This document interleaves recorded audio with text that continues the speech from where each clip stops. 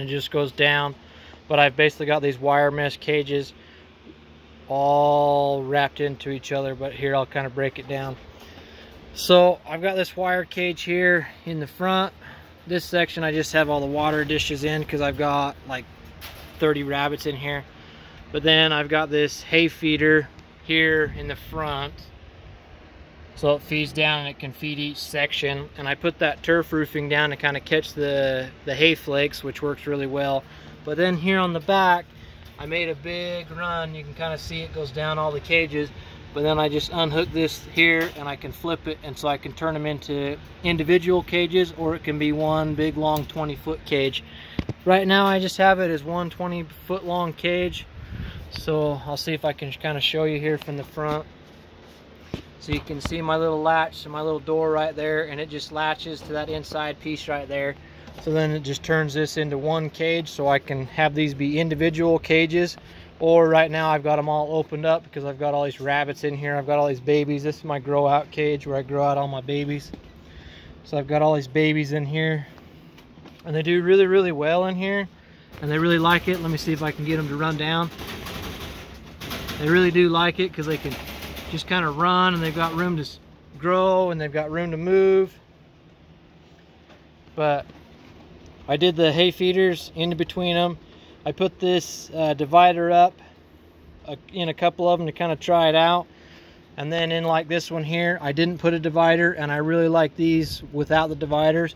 Those with the dividers down here, they are still nice because then it kind of keeps the hay. So if I've got a mom and a baby on this side, then if I've got older group on this side, then the older group can't eat all the hay. So this divider is nice. It's just sometimes when I'm putting hay and stuff in here, I don't feed hay anymore just because the rabbits make a huge mess with it. But if I ever had to go back to feeding hay, then I've got the hay feeders there. Right now you can see my hay cubes in there. They really do really good on the hay cubes. I feed them like half and half, so I feed them half hay cubes, and then I've got the feeders here on the front for the pellets. And then on the bottom cage, so this one I did an 18-inch gap from the ground to the bottom of the cage, which gives me plenty of space, which gives me about a 6-inch gap here between my cement mixing trays so I can catch everything. So I've got cement mixing trays all the way down, which makes it really nice to clean up. I got fans on both ends because this is a big long fan, or big long cage. I can just have one fan basically fanning the whole cage. So in this bottom cage, I think I've got somewhere around 35 babies, and they do really well in here. They can get nice and fat, plenty of food. I've got feeders in each section. Like I said, I can break this down into individual cages, and all I do is just flip that little latch, I undo that little pin, or not, the hook back there, and that's a gate, and then it goes up over there. Let me show you that again.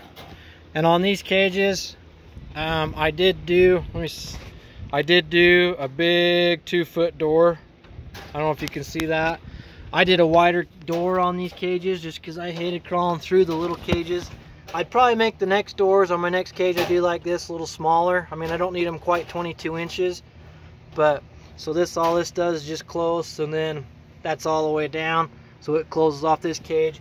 And all I'd have to do is do that end as well, where that rabbit's sitting at. And then this is a solitary cage. But on these big 22-inch doors, I just did the little spring latches on the front, and I just have a latch in each corner. But it makes it really nice when I'm getting in there to get all these little rabbits. So yeah, I really do like this cage here. It's just, and each of these sections, they're a little bit bigger than normal.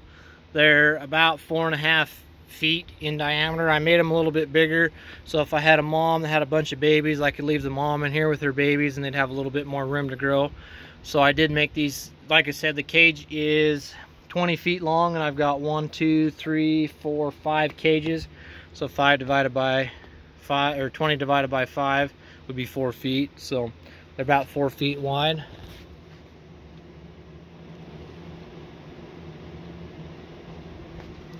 And then here on the top, so I've got a little bit of a space between my tin. I didn't go as much, but I do have a space between my tin and my rabbits. But then on my top cage, Like I was telling you, I did get this metal tin roofing stuff. I got this from a roofing company. This is just some hard tin. Let me walk around, you can kind of see the other side. So what I did here on the front is I made it so the bottom cage I could just feed the hay down through the front, and then the top cage I have a front hay feeder, and then I took this tin and I bent it so it comes from the top of the cage and just goes down, and it's bent kind of in an L shape. And you can see here I've got it bent kind of in an L shape, and then I've got a little lip at the back, so then the entire top section is all being caught underneath here. And then I just hung these bags in the back, these feeding sacks in the back.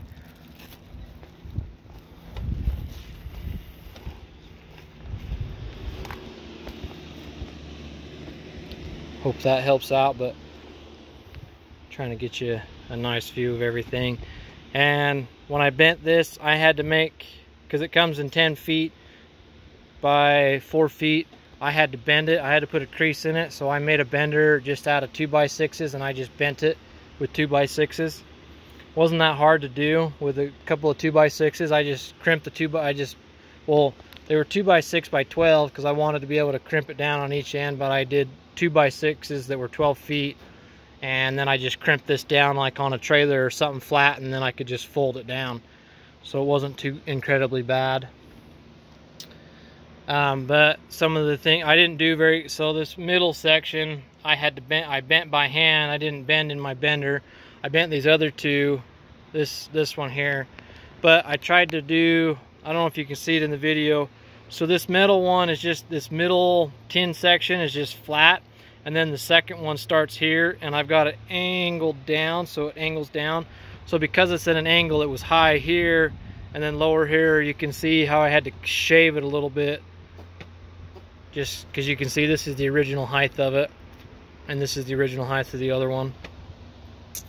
And the same thing down here, like this one I angled down so everything would run off, because you want runoff, you don't want your urine and stuff to be sitting underneath of it, and so you can see the height of it. I need to kind of shave these ones because it's really hard to latch these cages because they're right up against this underneath here, and the tin rubs on my automatic waters and kind of pokes holes in these, so I want to get away from that. Okay, that's my cages. Hope you liked them.